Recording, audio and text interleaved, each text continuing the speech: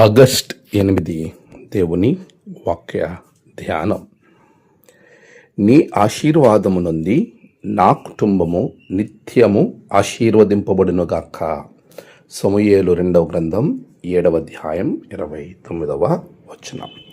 మన ప్రభువైన యేసు క్రీస్తు నామములో మీ అందరికీ ఈ ఉదయము శుభములు తెలియచేస్తూ ఉన్నాను.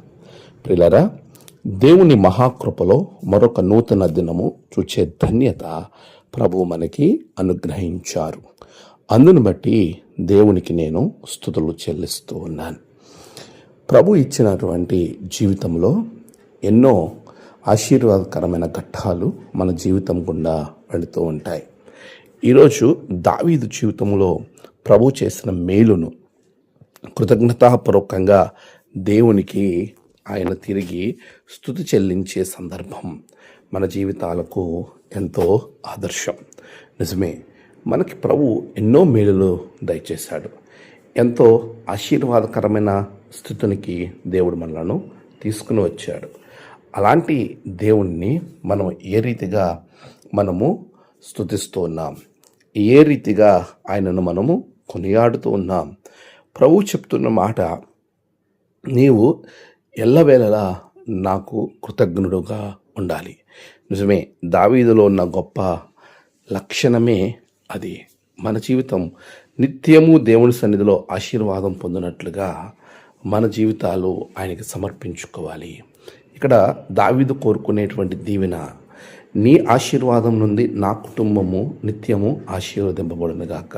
నిజమే, దావీదు రాజుగా ఉన్నప్పటికీ, దావీదు ఉన్నత స్థితిలో ఉన్నప్పటికీ, దావీదు ఎలాంటి పరిస్థితుల్లో ఉన్నా దేవుని ఆశీర్వాదము, దేవుని సన్నిధిని తన కుటుంబానికి కోరుకుంటూ ఉన్నాడు.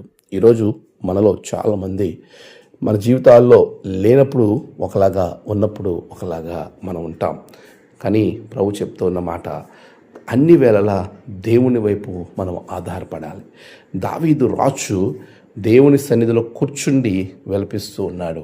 నిజమే, మరి రాజు అయినటువంటి దావీదు దేవుని మీద అంతగా ఆధారపడుతూ ప్రభు ఆశీర్వాదాన్ని తన కుటుంబానికి పొందుకున్నప్పుడు, మరి నీకున్న స్థితిని బట్టి దేవుని మర్చిపోతున్నావా?